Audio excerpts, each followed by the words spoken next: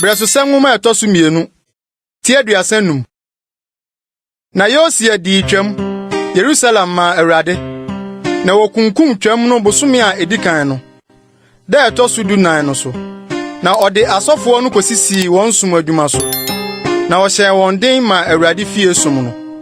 Na oka kire Lewifo a wo kire Israel nyina nhunumu na wo ye akronkronfo ma Awurade no se Momfa adaka kronkron no mesi efie a Israel hin Salomo David basi yenumu enya mo matire so adeso abio afi monsum Awurade mo Nyankopon ne man Israel na monsiesie mo ho na mompanin fie so monchiche mu sɛdeɛ Israel David ne ba Salomo twerɛye no na monyina kronkron bia sɛdeɛ mo nuanom ɔman ma no mpanin fie nchiche mu tie na Lewifo mpanin fie kyɛfa ntena hɔ ma obiara na monkum twam no na monyɛ mo ho kronkron na monsiesie ma mo nuanom na monyɛ sɛdeɛ Awurade na Mose so kaayɛ no.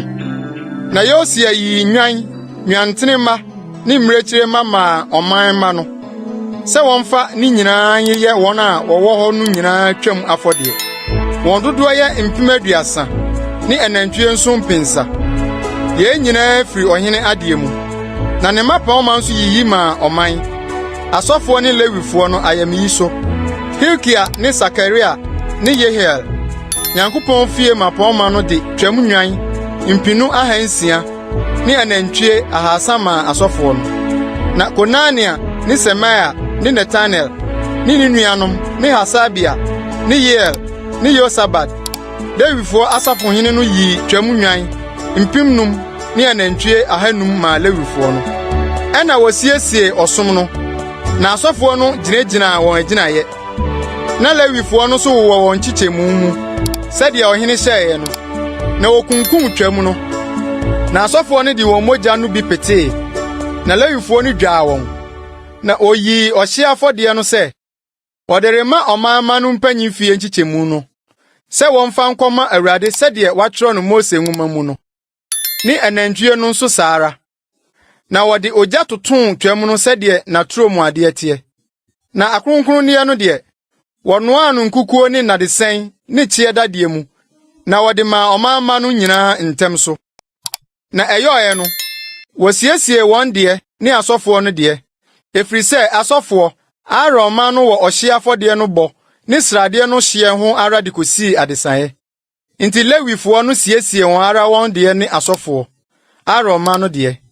Na adwomtofo Asaf ma no so wɔn gyinabea. Sɛdeɛ David ne Asaf ne Heman ne Yedutun ɔhene adehunufo no hyɛe no. Na apono ano ahwɛfo no wɔ ɛpono ne ɛpono ho. Eni sɛ ogya wɔn som. Na wɔn nuanom Lewifo siesie ma wɔn. Na wosiesie Awurade sum nyinaa da no. Na wodi twam no bobɔ ɔhye afɔde Awurade afɔrebukyia no so. Sɛdeɛ ɔhene Josiah hyɛe no.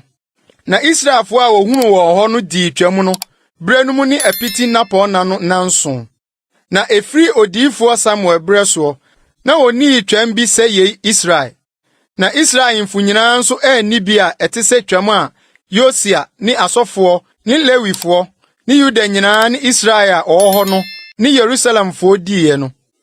Josiah hene afie ɛtɔso du nwɔtwe so na odi twam yi. Yenum nyinaa akyire a Josiah asiesie fie no. Misraim hene Neko frobai. Na obedi akon wɔ Kakemis.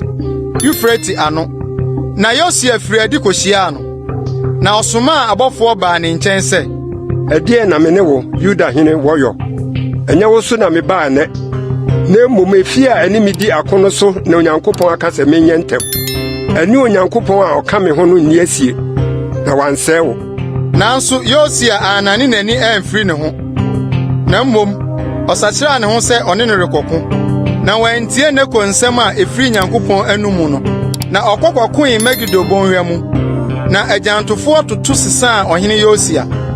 Na ɔhene no ka kyerɛ ne nkoa sɛ, "Momfa me mfiri yankɔ na mapira sɛ." Na ne nkoa no de no firi ne tiaseɛ nam no mu. De no kɔɔ ne tiaseɛ nam a edi hɔ no mu. Na wɔde no ba Yerusalem. Na owui. Na osie no n'agyanom asieyɛ. Na Yuda ne Yerusalem nyinaa jam Josiah. Na Yeremia twa Yosia ho kwadwom.